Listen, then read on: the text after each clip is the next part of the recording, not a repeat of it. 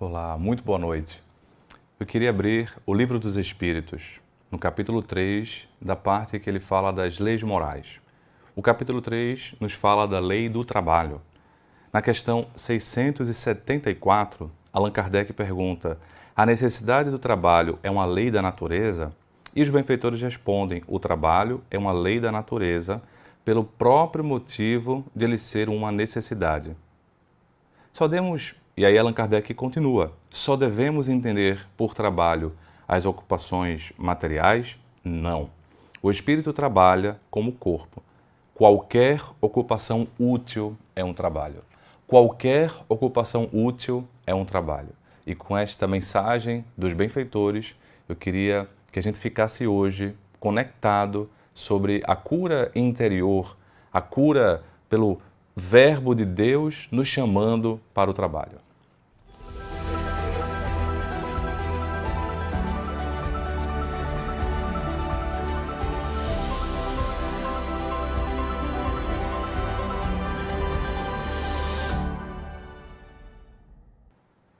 É muito possível, é bem provável que você conheça essa famosa frase: o essencial é invisível aos olhos. Está escrita no grande livro, no pequeno livro chamado O Pequeno Príncipe. Eu particularmente conheci essa frase lendo o livro muito recentemente. Quando, há cerca de 2 semanas, eu abri um exemplar que me deram, muito bonito exemplar, grande, com ilustrações muito bem feitas, uma edição muito bem cuidada. Mas aquele exemplar estava guardado, eu havia ganhado já, acho que há 6 anos, e nunca havia lido. E há 15 dias eu resolvi ler parte por parte, durante mais ou menos 7 dias, quando ia colocar meus filhos para dormir. Então, meus filhos iam dormir e eu lia, né, uma parte do Pequeno Príncipe. Foi a primeira vez que eu li O Pequeno Príncipe e me encantei. De fato, muitas vezes eu me emocionei, especialmente talvez pela questão de estar com meus filhos fazendo perguntas, papai isso, papai aquilo. Mas me emocionei também pela beleza que o autor quis passar para as crianças, biologicamente falando, e para as crianças de todas as idades, porque todos nós temos uma criança ainda. Eu, por exemplo, uma criança que nunca li o livro, estava lendo, aproveitando a oportunidade de ter crianças como filhos, para ler novamente, ou ler pela primeira vez nesta existência, aquele livro. E a mensagem é bem resumida assim por essa frase: o essencial é invisível aos olhos. Mas a gente vai se distraindo com o dinheiro, vai se distraindo com as facilidades materiais, vai se distraindo com a estética, vai se distraindo com a rotina. Às vezes, vai se distraindo também pelo excesso de ocupação. Em O Livro dos Espíritos, nessa questão do trabalho, Allan Kardec coloca muito bem, já que o trabalho é uma lei da natureza, né? É uma lei da natureza porque toda ocupação útil é um trabalho. Ele também vai na questão do trabalho material, né? Na questão da exploração do trabalho, na questão do excesso de trabalho. E, de fato, às vezes, nós ficamos tão sobrecarregados com o excesso de trabalho, que esse trabalho mais nos exaure as energias, mais nos traz a exaustão, do que nos traz um significado. E aí talvez a reflexão de hoje sobre a cura interior pelo trabalho traga algum paradoxo, porque especialmente nesse momento pós-pandemia, nós vemos uma grande pandemia da chamada síndrome de burnout. O burnout, uma síndrome ocupacional relacionada a uma questão não resolvida ou mal resolvida no trabalho, relacionado muitas vezes a um excesso de carga de trabalho junto com algum conflito, trazendo o adoecimento por meio de sintomas depressivos e sintomas de ansiedade. No final das contas, o burnout, ele junta sintomas depressivos e ansiosos. Então, não é que traga um sintoma totalmente diferente do que a psiquiatria já estudava. No entanto, até então, a gente encontrava muito burnout em profissionais de saúde, profissionais da educação. Eram os principais, assim. Hoje o burnout está muito disseminado porque também a gente vai começando a perceber uma certa falta de vazio, uma certa falta de significado. Estamos fazendo meio que no automático. Em algum momento no Pequeno Príncipe, quando o Pequeno Príncipe vai sair do seu pequeno planeta, onde ele tinha uma pequena rosa que ele cuidava e colocava numa redoma, e vai porque ele estava um pouco decepcionado com essa rosa e vai conhecer outros planetas. Ele passa por diversos planetas imaginários, né, que trazem o simbólico, e me chamou muita atenção alguns planetas que ele começa a ficar achando interessante, porque as pessoas estavam trabalhando, tendo uma ocupação, fazendo algo, mas estavam fazendo de forma mecânica, de uma forma sem entender, sem aprofundar. Allan Kardec pergunta sobre a responsabilidade das pessoas que, usando do poder, acabam explorando os outros. E os benfeitores são muito categóricos ao dizer das consequências que essas pessoas vão ter.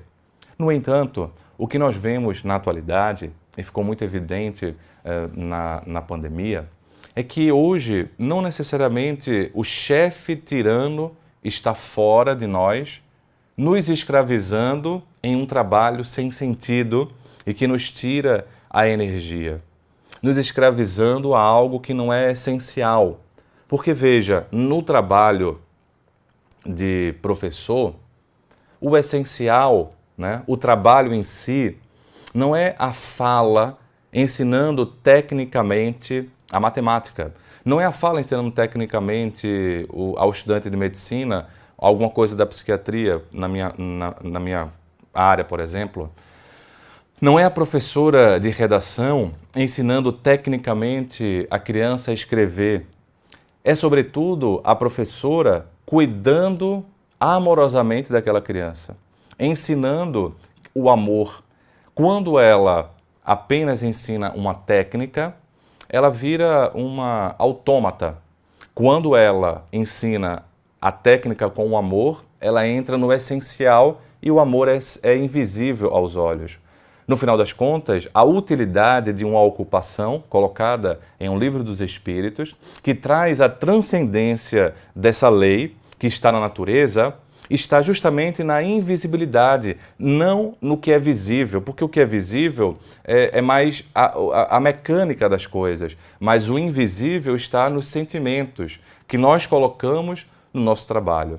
Nessa perspectiva, há uma reflexão muito importante de um filósofo mais contemporâneo, Bin Shan-Hun.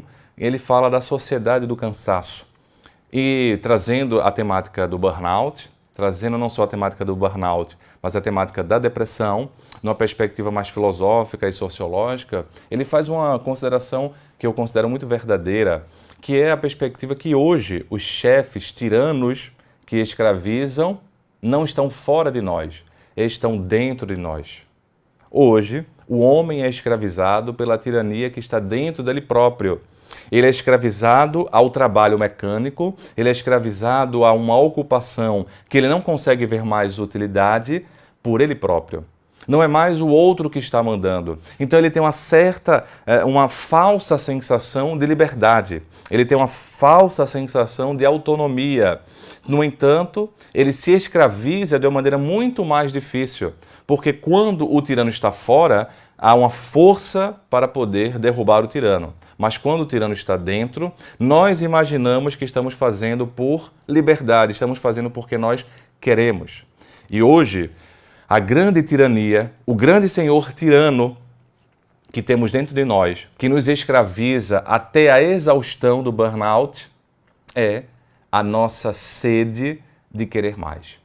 É a nossa insaciabilidade de produzir mais, de fazer mais quantitativamente falando, esquecendo da qualidade interna. Eu posso até fazer muito se eu tenho uma carga de trabalho, né? Se eu tenho alguma tarefa maior, eu tenho uma disposição, toda a ferramenta, certamente eu vou conseguir fazer mais quando há uma comparação entre pessoas. No entanto, quando eu me desconecto a quantidade e me desconecto da qualidade, quando eu desconecto o quanto do como, quando eu desconecto a quantidade da qualidade, eu vou perdendo o sentido, vou perdendo o significado e, consequentemente, o trabalho não passa a ser mais vitalizador, passa a ser escravizador, passa a ser, portanto, adoecedor.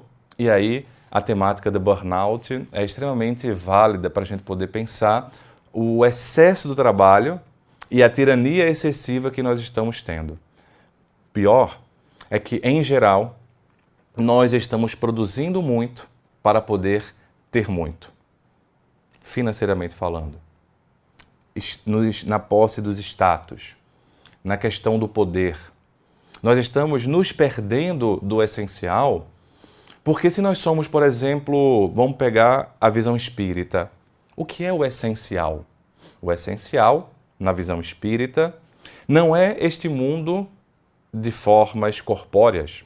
É o mundo eidético ou eidos, o mundo espiritual. Aqui estamos num estágio, no momento. E quando temos essa perspectiva, necessariamente precisamos mudar o olhar. O essencial é invisível literalmente aos olhos na visão espírita, porque o essencial na visão espírita não é o mundo corpóreo. O essencial é o mundo dos espíritos.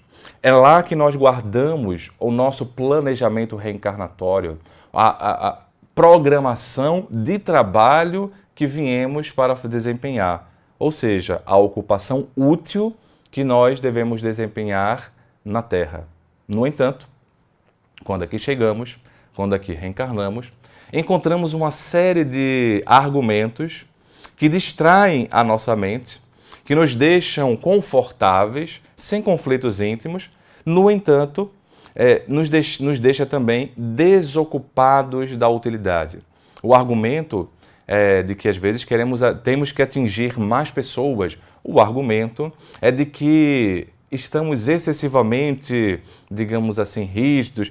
Os argumentos são os mais diversos, que na verdade nada mais são do que fatores que nos distraem do essencial.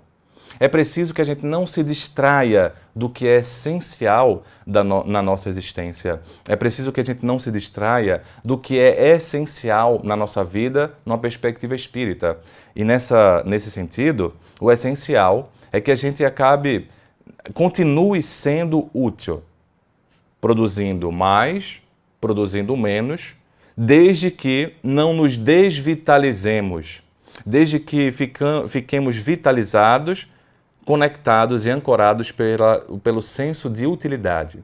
Quando ficamos conectados da ocupação útil, essa utilidade nos vitaliza e essa vitalidade faz com que a gente faça mais. Então é um ciclo virtuoso e à medida, vai dizer Allan Kardec, vão dizer na verdade os benfeitores, Deus dá a liberdade aos seres humanos, porque na lei de trabalho há também a necessidade do repouso, aos limites em que nós conseguimos fazer. Esse limite é muito pessoal. Allan Kardec tenta perguntar qual é o limite e os benfeitores, ao invés de darem uma resposta concreta de qual seria o limite, eles individualizam o limite porque cada um vai tendo a sua capacidade, cada um tem a sua instrumentalização para poder conseguir fazer.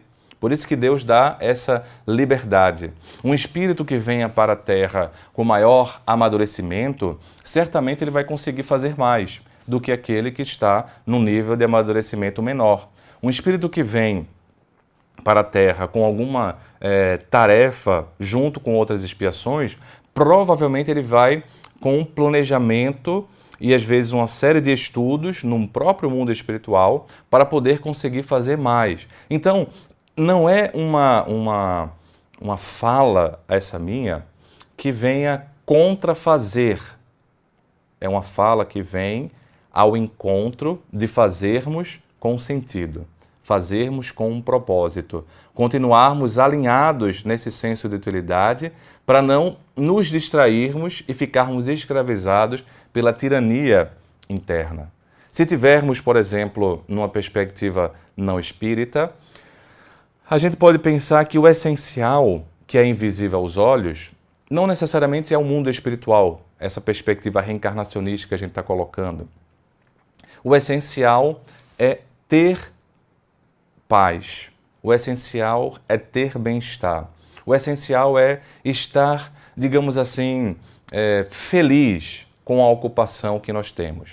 O essencial é estarmos satisfeitos.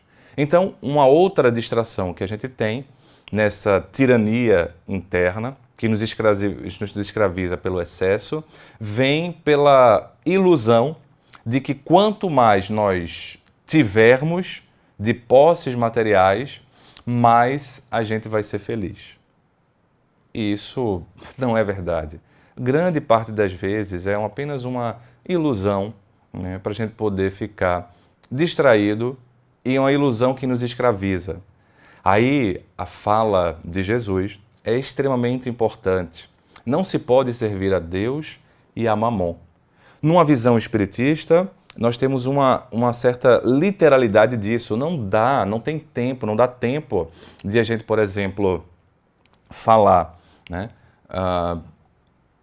na mesma constância, na mesma persistência, na mesma qualidade, né, de coisas tão transcendentes, se a gente se ocupa demais com coisas que são muito imanentes, que são muitos do varejo da terra, né? Não dá para servir Deus e a Mamon da mesma maneira, porque ou você vai olhar para um e vai esquecer de outro, ou você vai olhar para um e vai negligenciar o segundo. Nesse sentido, a proposta espírita é que nós sejamos uma pessoa no mundo. Estamos encarnados, então não é para a gente, digamos assim, se entregar a Deus e esquecer o restante. Não é isso. A proposta espírita de se entregar a Deus é que a gente possa viver no mundo. Mas quando nós nos entregamos a Mamon, nessa linguagem crística, nós deixamos de estar no mundo e passamos a ser do mundo. As nossas ambições, as nossas metas, os nossos propósitos, o nosso sentido de utilidade vai se focando apenas na posse, vai se focando apenas nas mais variadas posses. Não é que a gente não possa ter, mas é que a gente não pode se perder para ter. Achei linda uma fala de uma criança de 8 anos. Eu fui pegá-la na casa de uma amiga para poder brincar com meus filhos. E aí ele, assim que chegou no carro, ele falou assim, tio, do nada, ele chegou assim, tio, tem uma coisa que eu não entendo. E o que é que você não entende? Eu acho que as pessoas, e ele disse o nome. Eu vou assim fazer um eufemismo no nome, que é dizer as pessoas são pouco inteligentes. Eu acho que as pessoas são pouco inteligentes, tio. É o porquê você acha isso? Porque veja, aí eu estava no carro da minha esposa, e um carro normal, e ele falou assim, por exemplo, esse carro, ele anda, ele faz tudo, né?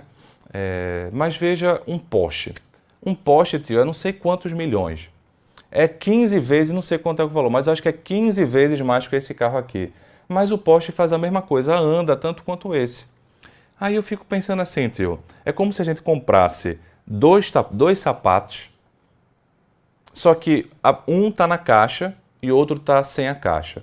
E só porque está a caixa, a gente paga milhões, e sem a caixa a gente paga bem menos. Eu não consigo entender, tio. Eu achei fantástica essa conclusão profunda, porque a gente às vezes fica preso para ter a caixa, que não tem muita utilidade. O que é mais útil é o tênis, é o sapato, que protege o nosso pé. Mas ficamos tão focados em ter a caixa que passamos a trabalhar e produzir mais para ter e poder pagar a caixa, a marca, etc. E aí ficamos enclausurados dentro da caixa. Ficamos enclausurados e aprisionados. Nessa perspectiva, é muito interessante pensarmos com essa criança que, veja, ele não trouxe um raciocínio Deus e Mamon.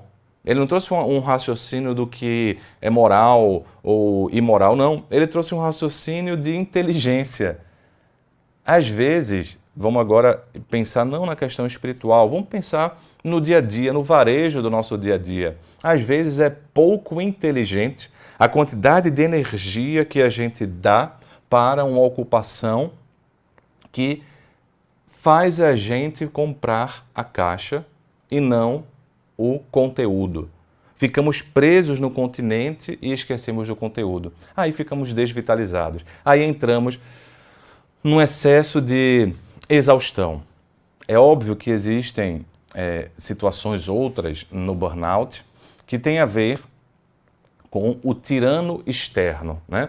O chefe que tiraniza, o chefe que maltrata, o chefe que coloca uma forma excessiva e a pessoa não consegue sair daquela situação porque ela precisa. Não é isso que a gente está analisando.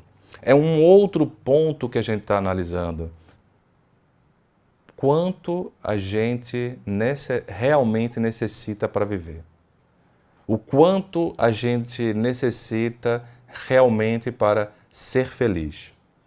Se a gente pensar nesse chefe externo, numa condição socioeconômica menor, a gente também pode pegar o mesmo raciocínio, porque às vezes a pessoa tem um smartphone muito caro e não tem o básico para a subsistência. Às vezes faz uma festa gigantesca e faz um endividamento para sempre, que não estava no padrão dela. E o argumento que nós construímos para que ela possa fazer é dizer assim, mas todo mundo tem direito a ser feliz. Claro que todo mundo tem direito a ser feliz. Mas quando falamos isso, a gente está dizendo que é o seguinte, a felicidade está no smartphone. A felicidade está nessa festa de pompa. A felicidade está, portanto, no Deus dinheiro. E sem querer, estamos pegando esse argumento que era para libertar qualquer classe econômica para poder usufruir de um prazer, estamos pegando essa fala de excessiva produtividade para escravizar ainda mais. Porque nós, aqueles que estamos numa classe financeiramente favorecida, às vezes já estamos escravizados, né, pelo prazer da terra e, sem querer, vamos também justificando as nossas perturbações com essas falas que parecem ser empoderadas, parecem ser libertadoras, mas que no final das contas aumentam a dívida no cartão, aumentam o débito e aí nós viramos uma sociedade de endividados porque somos uma sociedade de escravizados, infelizes, insatisfeitos, insaciáveis internamente. E tudo isso vai nos tornando desvitalizados. Ler O Pequeno Príncipe, portanto, nessa altura da jornada, com meus filhos, me fez claramente refletir sobre o que é essencial e que muitas vezes o essencial é invisível aos olhos. Como vai dizer o Pequeno Príncipe, as pessoas vão esquecendo, vão perdendo a capacidade de sonhar. Há o diálogo lindo do Pequeno Príncipe com a raposa, em que a raposa era muito simples, igual a outra, mas era a raposa amiga dele. E ele vai trazer, por exemplo, a essencialidade da amizade, porque nós seríamos responsáveis por aquele que nós cativamos. E quando nós cativamos amor, quando nós cativamos amizade, nós ficamos, de certa forma, ligados, conectados. É bem verdade que essa conexão gera dor, porque essa pessoa não fica conosco eternamente nessa existência, por exemplo. A partir desse amor que nós cultivamos e cativamos para essa pessoa, com essa pessoa, a gente vai ter algum momento de dor, simbolizado pelo luto. Porém, para nos proteger do luto, para nos proteger da dor, nós estamos sem nos conectar aos outros, nos protegendo, e aí vem o outro grande problema dos tempos atuais, a solidão. Tema de diversos estudos científicos na área da psiquiatria, como um grande fator de risco para o adoecimento psíquico, a depressão especialmente, numa população que é muito bem estudada de idosos, onde esse tema da solidão ele fica às vezes mais palpável, porque no idoso ele não tendo mais aquela energia e nem muito mais, às vezes, aqueles papéis sociais todo que ele tinha, às vezes, de fato, os amigos já morrendo, já desencarnando, a solidão fica mais visível, o dilema da solidão. Mas eu diria que o dilema da solidão é tão estudado hoje porque, no final das contas, nós nos sentimos solitários. Porque a consequência direta da desvitalização, a consequência direta da escravidão interna, a consequência direta dessa sensação de desconexão que nós estamos sentindo é uma sensação de desconexão com os outros. Estamos com os outros, mas não estamos nos outros, nem eles estão em nós.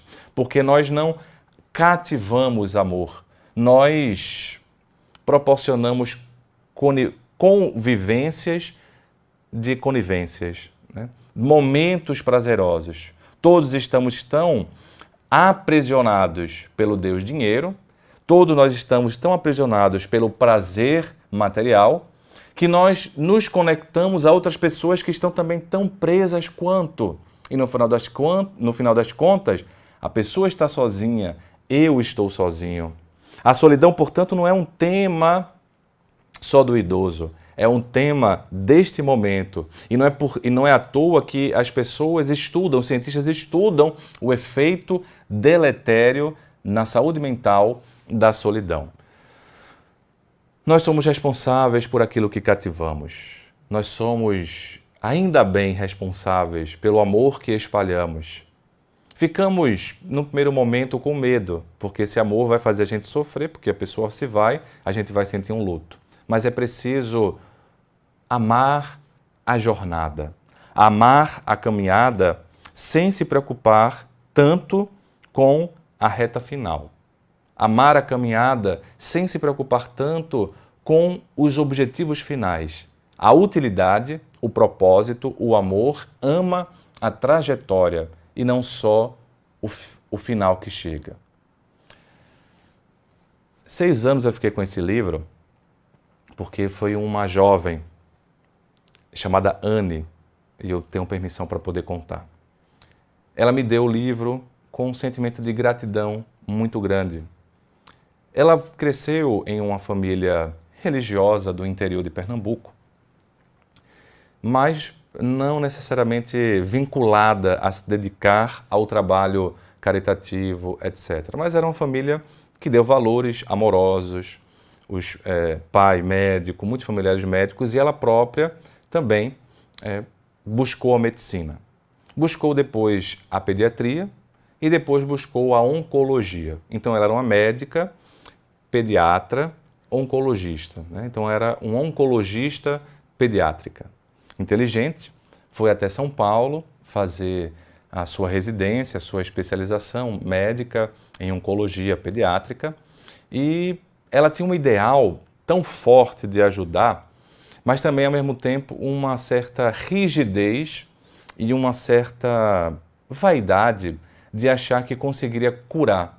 Então, quando eu entro na batalha, dizia ela, é para ganhar. Quando eu entro na batalha contra o câncer, é para salvar a vida. Era ainda uma infantilidade da vaidade humana que imagina que pode vencer todas as batalhas, especialmente contra doenças tão graves ou contra situações tão difíceis.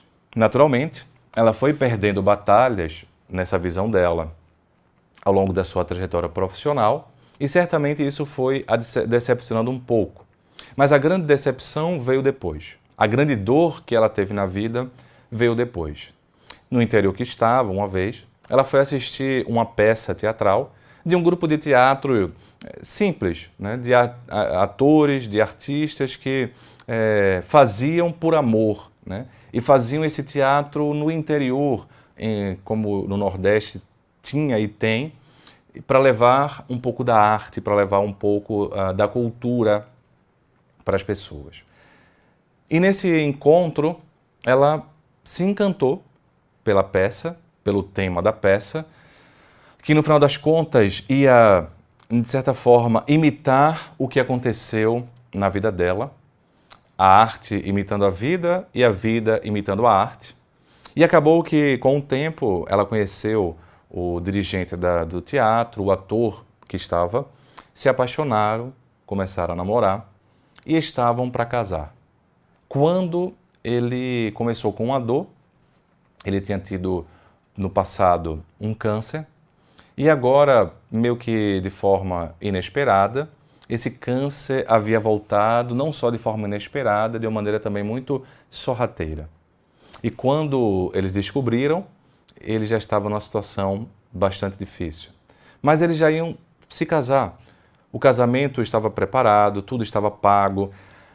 A casa estava planejada, os móveis pagos, tudo. No início, como a condição socioeconômica era muito diferente, a família dela, desconfiada, não aceitou. Até a verdade foi muito contra. E ela precisou fazer uma certa ruptura com os familiares para poder viver esse amor mais profundo, que a vitalizava profundamente. E esse jovem não tinha um plano de saúde, não tinha condições financeiras, e ele, quando adoeceu, de forma inesperada, antes de poderem fazer um plano de saúde para ele, ele precisou ser atendido grande parte do tempo no hospital em que eu hoje sou professor, né, há 10 anos sou professor, o Hospital das Clínicas, e onde essa jovem foi também estudante no passado, embora não tenha sido minha aluna. Foi num período anterior. E ela passou a jornada dela, né, se dividindo entre o Hospital das Clínicas, em outro momento entre o Hospital da Restauração, em Recife, lutando contra esse câncer. E ela se sentia profundamente derrotada, porque na visão antiga ela tinha que vencer o câncer. E a vida agora trazia um câncer na vida dela, no futuro marido dela, e um câncer que cada vez se mostrava sem possibilidade de cura. E ela foi todo desvelo, ela se dedicou profundamente, tentando manter o trabalho, para manter a subsistência, atendendo a dor, né, porque médica, oncologista, pediátrica é uma dor muito profunda sempre, mas também estendo a dor dentro de casa. E nesse desdobramento, com o tempo, houve uma cena muito bonita em que ele, já percebendo que ia morrer, ele falou para ela: eu quero que você seja feliz, eu quero que você continue a sua vida. E ela ficou extremamente com raiva, como se ele estivesse desistindo da luta. Brigou com ele. Houve um atrito no leito da morte, como que dizendo: não me deixe, não me deixe. Não deixe a batalha. Mas ele, percebendo que há batalhas que não conseguimos vencer, entre aspas, na vida física, mas que há batalhas que vencemos na vida espiritual, no essencial que é invisível aos olhos, trouxe essa verdade antecipada para a jovem Anne, a jovem médica Anne. E ela naquele momento não conseguiu entender e ficou com muita raiva. E houve um atrito grande naquele momento. Ele se calou, ele disse: eu lhe amo, eu sempre lhe amarei, mas tente viver feliz. Depois de um tempo, ele veio a desencarnar. E o luto foi extremamente profundo, porque o luto, a dor da perda, traz muitas vezes não só a saudade do passado. Há no luto uma saudade do futuro. Um futuro que não pode mais ser construído da maneira que a pessoa imaginava. E foi essa saudade do futuro que doía tanto na jovem Anne. Estava tudo planejado. E ela, meio que desesperadamente, né, um tanto quanto sem rumo, querendo se agarrar ao futuro que não chegaria, se mudou para a casa que eles haviam construído, os móveis que eles haviam planejado, tudo que eles não chegaram a morar, porque o câncer veio antes, não chegaram a concretizar o matrimônio, o ritual do matrimônio, porque o câncer veio nessa trajetória, meses antes, tirou a vida física dele. E ela então se apegou a essa lembrança do futuro que não chegou da maneira que ela queria. Mais ou menos nesse período, ela começou a conhecer a doutrina espírita e se vitalizar pela esperança da imortalidade. Ao mesmo tempo que se vitalizava, o luto profundo a deprimiu e ela entrou no quadro depressivo, mesmo estando renovada a visão pela doutrina espírita. Mas não conseguiu atender mais como oncologista. Era uma dor muito grande ela estar todo dia atendendo crianças com câncer, se o câncer havia tirado a criança dela, porque ela fazia associação. Eu queria ser mãe, né? Como pediatra, ela havia escolhido, inclusive, a especialidade pelo amor profundo que ela consegue ter às crianças, uma alma sensível. E quando ela vê o futuro ex-marido, porque nunca foi o marido fisicamente falando, ela pensa que nunca mais vai ter uma vida, nunca mais vai poder ser mãe, nunca mais vai amar como amou aquele ser, né? Aquele homem. Então, ela deixa a oncologia, os colegas entendem e ela passa a trabalhar apenas na pediatria geral, no plantão, nas emergências e nunca mais, durante muitos anos, conseguiu entrar no centro de oncologia do hospital onde ela trabalhava. Mas, ao mesmo tempo, ela foi se aprofundando na doutrina espírita. Foi se vitalizando na doutrina espírita. Procurou uma ajuda médica, psiquiátrica, tratou a depressão, procurou também ajuda da psicoterapia e semanalmente falava das suas dores, mas buscava alguma forma de se manter. A depressão é tão sorrateira e a dor às vezes é tão grande que ela, agora espírita, entendia que não podia tirar a própria vida. Entendia que o suicídio não era a solução, até porque o objetivo, ela pensava, era se unir novamente a ele. E ela havia aprendido que com o espiritismo, a partir do suicídio, ela iria para um outro canto. E o que ela gostaria, ela não conseguiria. As peças românticas de antigamente não trariam nenhuma verdade, ela entendia. Porque se morresse pelo suicídio, eram caminhos opostos. Então ela se manteve viva, mas muitas vezes dizia assim, quando eu vou no hospital, eu esqueço a máscara quando vou atender às vezes uma criança com uma tuberculose, com uma pneumonia. E não é algo voluntário. Eu até sei e quero, mas quando eu vejo, eu não coloco. É como se eu desejasse, e eu desejo que Deus me leve. Está tão duro que, se possível fosse, eu queria que Deus me levasse. Porque se fosse assim, eu não estava indo para o mundo espiritual pela morte do suicídio e talvez fosse um merecimento meu. A ideação de suicídio indireta, né? A ideação de suicídio passiva.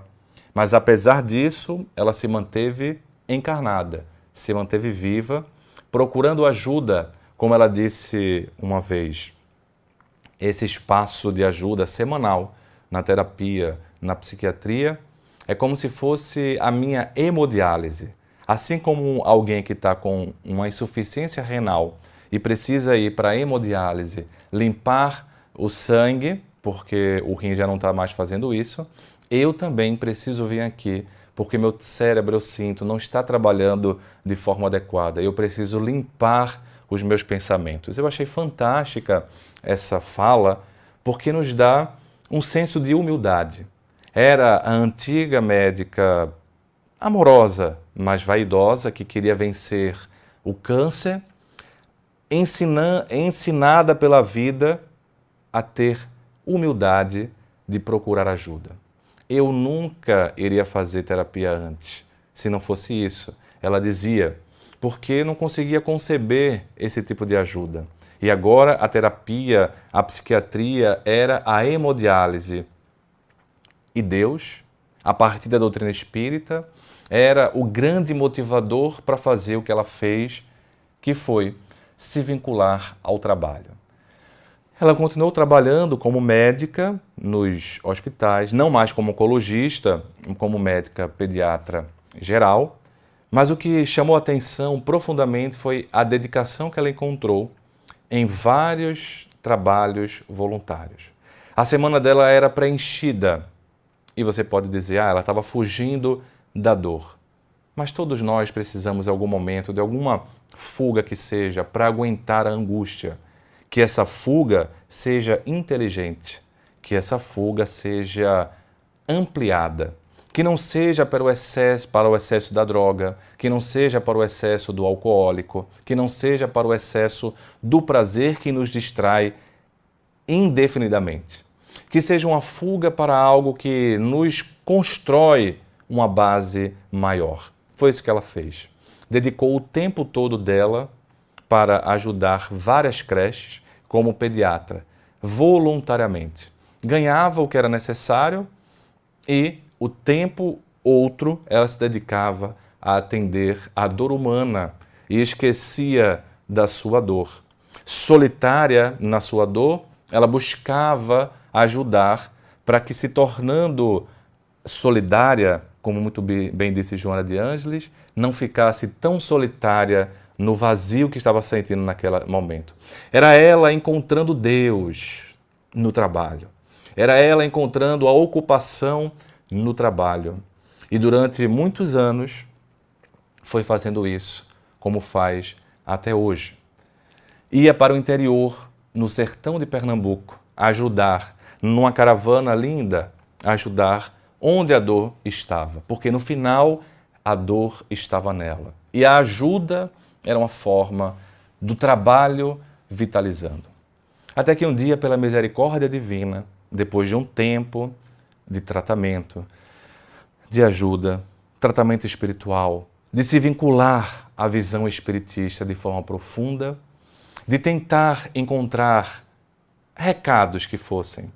Eu vim aqui e acolá, mas não eram recados tão incisivos assim.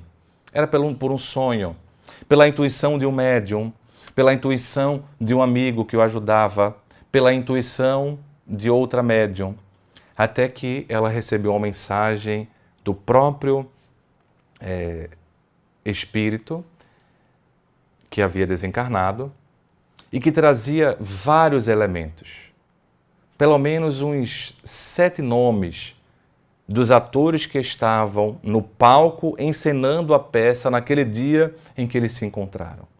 Dizia que a arte é apenas um reflexo da beleza que há no universo, que a vida é apenas uma passagem, e falava: Anne, o que dizer do amor que tenho por você?